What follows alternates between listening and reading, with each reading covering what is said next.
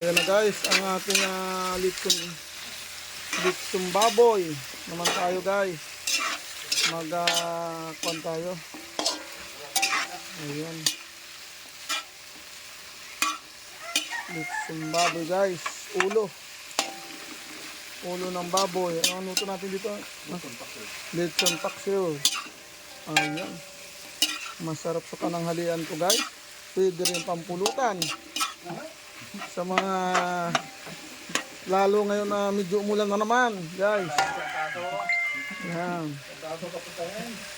Sinisalo naman kayang taso. Kahanin yung Cavite.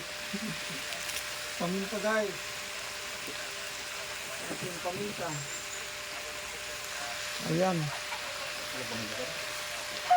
Yung paminta natin. Meron tayong tumang yung paminta. Nandiyan natin sa kan. Nagyan natin ang kuhan muna. Bitchin guys. Ayan. Ang palasa. Sunod natin dyan ang... Saan yung paminta natin yung puto? Dyan. Ayan po. Ayan guys. Litsong baboy.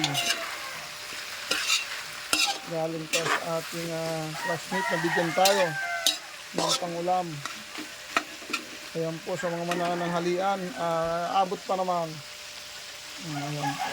Medyo sangkot ka lang po natin. Lalagyan natin mamaya ang paminta at barikado dyan. Suka. Ayan guys. So masarap na pananghalian.